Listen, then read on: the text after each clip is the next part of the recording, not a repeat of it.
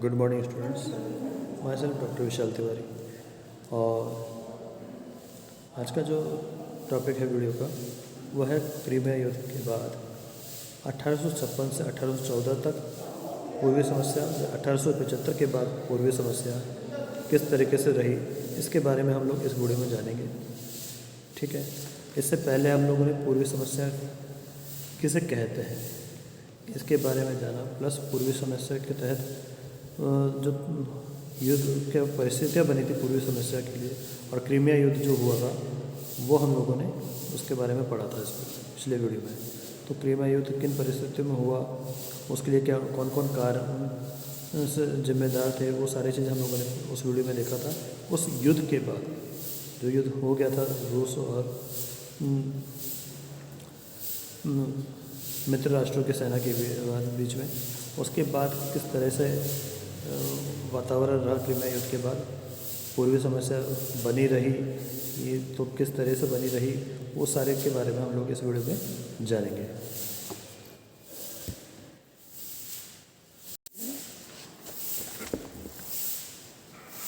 हम देखते हैं 1856 से 1874 तक पूर्वी समस्या।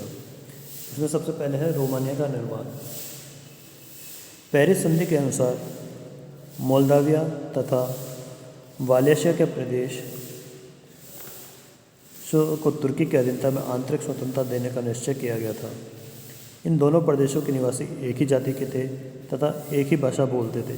वे दोनों प्रदेशों को मिलाकर स्वतंत्र रोमानिया का राज्य बनाना चाहते थे।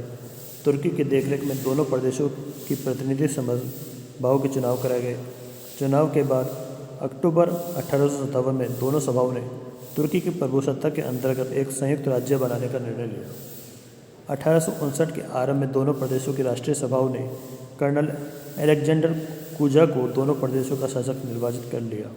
यद्यपि इससे यूरोपीय राज्यों में उत्तेजना फैल गई, किंतु अंत में विवश होकर उन्हें जनमत का सम्मान करते हुए रोमानिया के नवगठित राज्य को मान्यता देनी पड़ी। दिसंबर 1861 में रोमानिया के नए राज्य की विधिवत घोषणा कर दी गई। कर्नल कुजा रोमानिया में संवैधानिक शासन की स्थापना के पक्ष में नहीं था, अतः 1866 में उसे गद्दी से उतार दिया गया और प्रिंस चार्ल्स को राजा चुन लिया गया, जिसने रोमानिया में संवैधानिक शासन की स्थापना की। तो इस तरह से रोमानिया का निर्माण हुआ।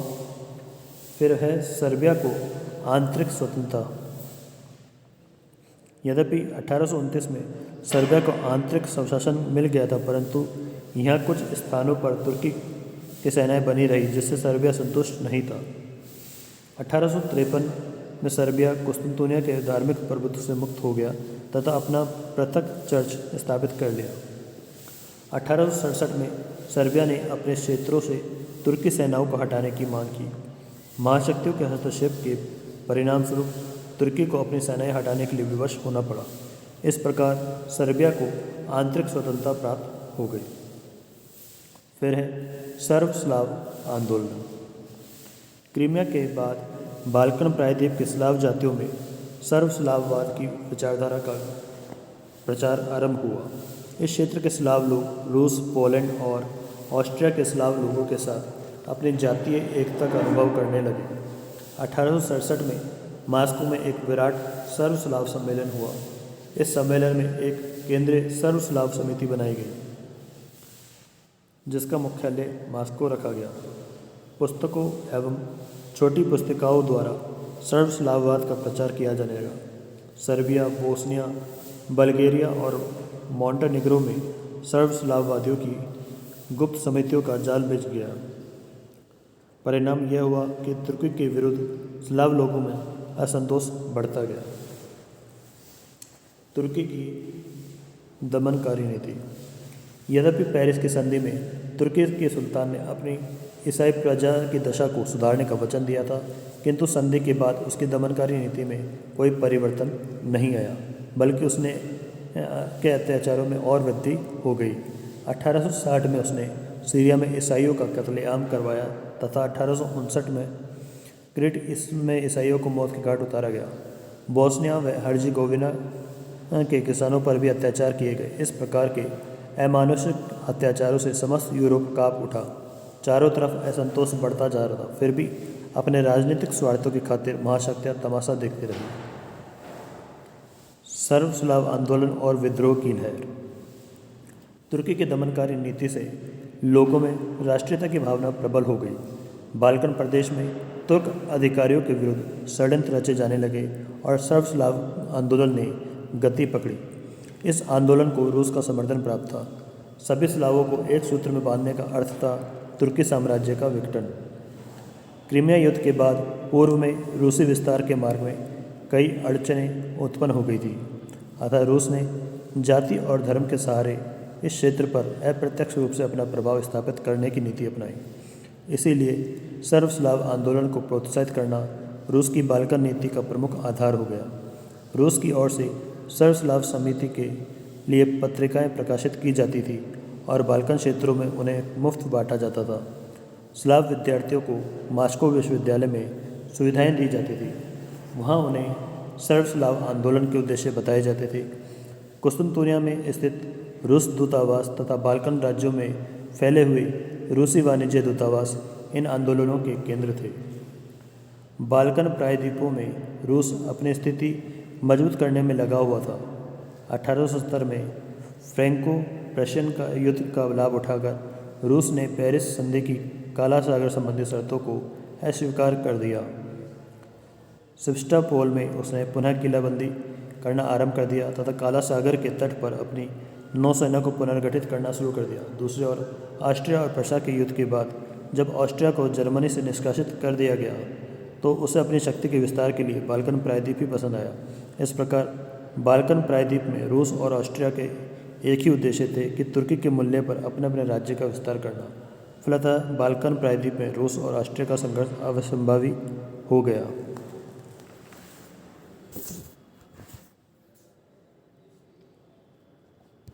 अब है 1875 से पूर्वी समस्या किस तरह से मोड़ लिया वो देखते हैं। इसमें सबसे पहला है बोस्निया व हर्जेगोविना का विद्रोह। जब तुर्कों का अत्याचार बढ़ता गया तो बोस्निया और हर्जेगोविना की ईसाई जनता ने जुलाई 1875 में विद्रोह कर दिया। सुल्तान ने विद्रोह का दमन करने के लिए सेना भेजी, परंतु विद्रोही ने उसे परास्त करके खदेड़ दिया। सर्बिया, मॉन्टीनेग्रो व डालमेशिया के लोग विद्रोही के समर्थन में आ जुटे। यूरोप की बड़ी शक्तियों ने दोनों पक्षों में समझौता कराने का प्रयास किया, परंतु उन्हें सफलता नहीं मिली। इस पर जून 1876 में विद्रोही ने तुर्की के विरुद्ध युद्ध घोषित कर दिया। फिर है एंड्रासी नोट। तुर्की के सुल्तान से सुधार योजना को स्वीकार कराने तथा युद्ध को समाप्त करने के उद्देश्य से ऑस्ट्रिया के विदेश मंत्री एंड्रासी ने रूस व जर्मनी के सहयोग से एक प्रस्ताव तैयार किया जो एंड्रासी नोट के नाम से प्रसिद्ध है।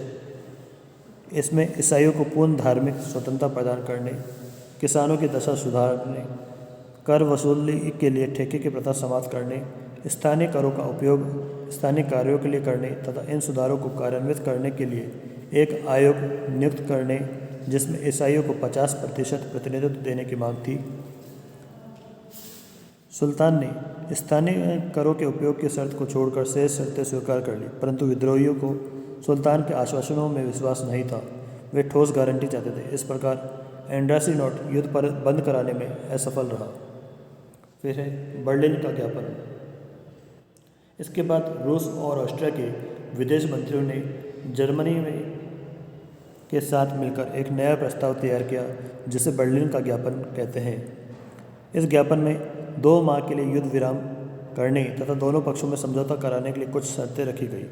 ज्ञापन में यह चेतावनी भी दी गई कि यदि 2 महीने में समझौता नहीं हो पाया तो बड़ी शक्तियों को कठोरता कदम उठाने के लिए विवश होना पड़ेगा।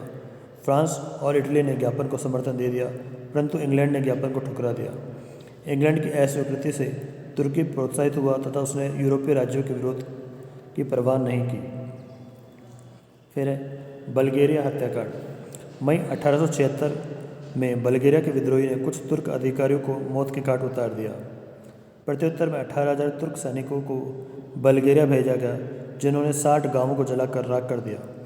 12,000 से अधिक पुरुष, स्त्री और बच्चों को निर्दयता के साथ मौत के घाट उतार दिया गया। इससे सारे यूरोप में खलबली मच गई, परंतु इंग्लैंड ने इन अत्याचारों के प्रति उपेक्षा दिखाई क्योंकि वह ब्रिटिश साम्राज्य के हितों की दृष्टि से तुर्की साम्राज्य को बनाए रखना चाहता था। सर्बिया और मॉन्टीनीग्रो का विद्रोह। बर्लिन ज्ञापन की असफलता से शुद्ध हो सर्बिया ने 30 जून 1876 को तथा मॉन्टेनिग्रो ने 1 जुलाई 1876 को तुर्की के विरुद्ध युद्ध की घोषणा कर दी। अगस्त 1876 में सर्बिया को कई स्थानों पर पराजय का सामना करना पड़ा। इससे रूस का धैर्य समाप्त होने लगा। 31 अक्टूबर 1876 को रूस ने तुर्की को 48 घंटे का अल्टीमेटम दिया, जिसमें 6 सप्ताह के लिए युद्ध विराम की मांग की गई।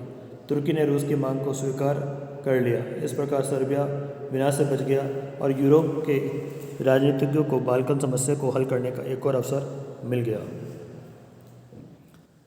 कुस्तुनतुनिया का सम्मेलन। बाल्कन समस्या को हल करने के लिए 23 दिसंबर 1876 को कुस्तुनतुनिया में बड़ी शक्तियों का सम्मेलन शुरू हुआ।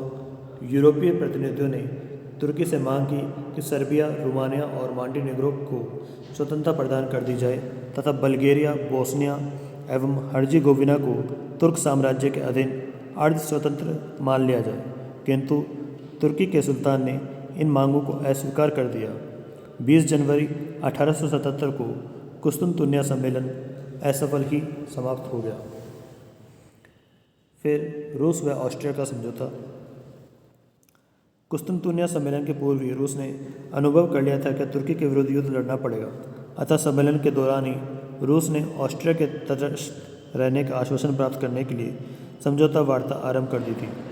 15 जनवरी 1877 को दोनों के मध्य बुडापेस्ट की संधि हो गई, जिसके अनुसार रूस ने ऑस्ट्रिया को बोस्निया और हर्जेगोविना पर अधिकार करने की स्वीकृति प्रदान कर दी तथा सर्बिया और मॉन्टेनिग्रो को दोनों के बीच तटस्थ राज्य मान लिया गया।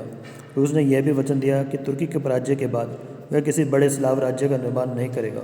इसके बदले में ऑस्ट्रिया ने भावी रूस तुर्की के युद्ध के दौरान तटस्थ रहने का वचन दिया। और लास्ट में है लंदन प्रोटोकॉल। मार्च 1877 में रूस और इंग्लैंड ने तुर्की के सुल्तान के लिए एक प्रोटोकॉल तैयार किया, जिसे लंदन प्रोटोकॉल कहा जाता है। कुछ अन्य राज्यों ने भी इसे स्वीकृति दे दी। इसमें सुल्तान से सुधारों को तुरंत लागू करने को कहा गया और यह चेतावनी भी दी गई कि यदि अपेक्षित सुधार नहीं किए गए तो ईसाइयों के हितों की रक्षा के लिए उन्हें उचित कदम उठाने का अधिकार रहेगा। 9 अप्रैल 1877 को तुर्की ने लंदन प्रोटोकॉल को ठुकरा दिया।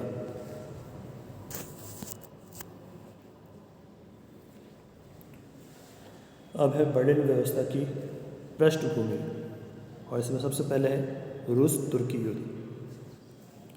तुर्की के व्यवहार से शुद्ध होकर 24 अप्रैल 1877 को रूस ने तुर्की के विरुद्ध युद्ध की घोषणा कर दी।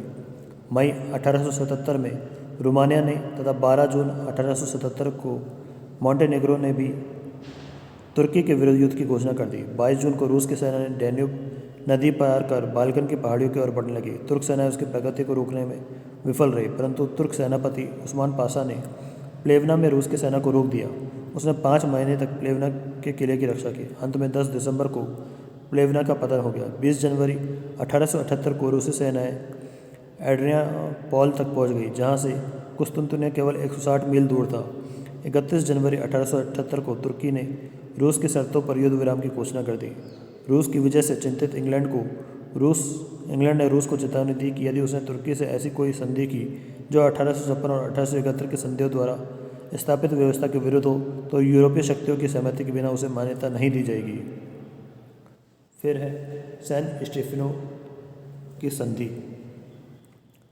3 मार्च 1878 को सैन स्टेफनो नामक स्थान पर रूस एवं तुर्की ने संधि की शर्तों पर हस्ताक्षर कर दिए। संधि की मुख्य शर्तें इस प्रकार थी। पहली, तुर्की ने सर्बिया, मॉन्टेनिग्रो और रोमानिया की स्वतंत्रता को स्वीकार कर लिया। इसके साथ ही सर्बिया को दक्षिण की ओर कुछ प्रदेश तथा मॉन्टेनिग्रो को उत्तर की पूर्व की ओर कुछ प्रदेश दिए गए। दूसरी, बल्गेरिया को राज्य के रूप में मान्यता दी गई तथा उसे अपने राज्य के लिए ईसाई गवर्नर निर्वाचित करने का अधिकार दिया गया। साथ ही उसकी सीमाएं डैन्यूब से एजियन सागर तक तथा काले सागर से अल्बानिया तक मान ली गई। इस प्रकार वृहत बल्गेरिया राज्य का निर्माण किया गया। तीसरी, तुर्की के सुल्तान ने बोस्निया व हर्जेगोविना में कुस्तुनतुनिया सम्मेलन में प्रस्तावित सुधारों को रूस और ऑस्ट्रिया के संरक्षण में तुरंत कार्यान्वित करने का वचन दिया। चौथी, तुर्की के सुल्तान ने अन्य ईसाई प्रांतों में क्रीट के समान व्यवस्था स्थापित करने का वचन दिया। और पाँचवीं, रूस ने तुर्कों से 1 अरब 41 करोड़ रूबल की राशि हर्जाने के रूप में मांगी। तुर्की इतनी बड़ी राशि नहीं दे सकता था, अतः रूस को इसके बदले में दोब्रुजा, अर्दहान, कार्स, बाटुम, बायजिद तथा कुछ अन्य भूभाग दे दिए गए। सैन स्टीफनो की संधि रूस की महान सफलता थी। इस संधि द्वारा जहां बाल्कन में तुर्की का प्रभाव नाम मात्र का रह गया, वहीं रूस का प्रभाव सर्वोपरि हो गया।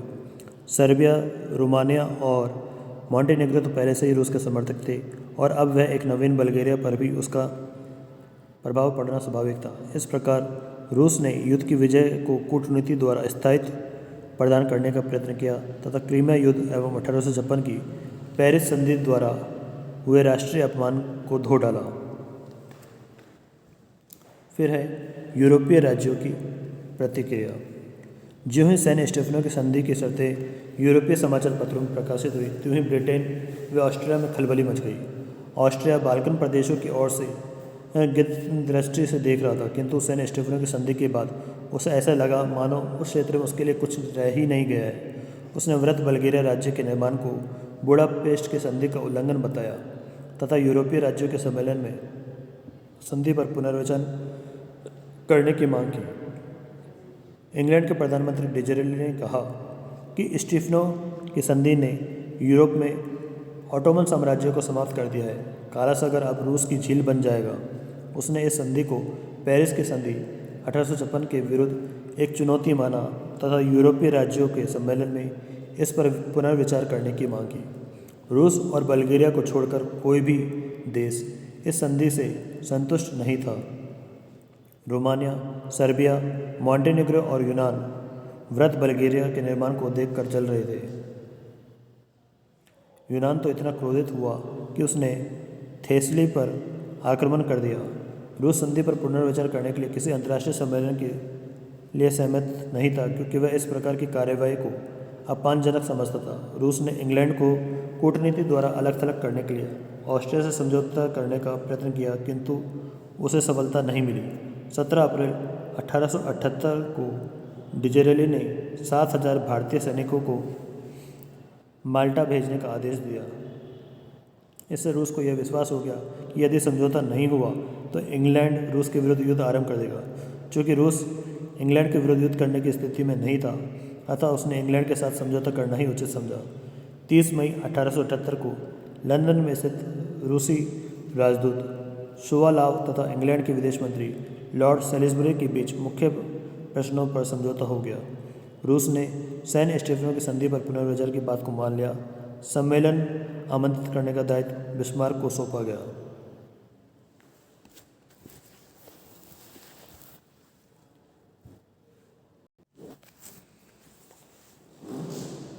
तो इस तरह से अब बर्लिन व्यवस्था की तैयारी हो चुकी थी और यहाँ पर नेक्स्ट वीडियो में हम लोग बर्लिन व्यवस्था के बारे में पढ़ेंगे, जिसमें बिस्मार्क ने इसका नेतृत्व किया या नहीं किया वो हम लोग इसमें देखेंगे, क्योंकि बिस्मार्क को इसकी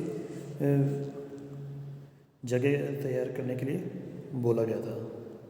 ठीक है, तो ये वाला जो हम लोगों ने पार्ट देखा है पूर्वी समस्या का, वो किस तरह से बढ़ रही है, धीरे धीरे और आगे बढ़ेगी या नहीं बढ़ेगी, उसको हम लोग इसके बाद देखेंगे। लेकिन अब जो रहेगा वो बर्लिन व्यवस्था के बारे में हम लोग नेक्स्ट वीडियो में पढ़ेंगे।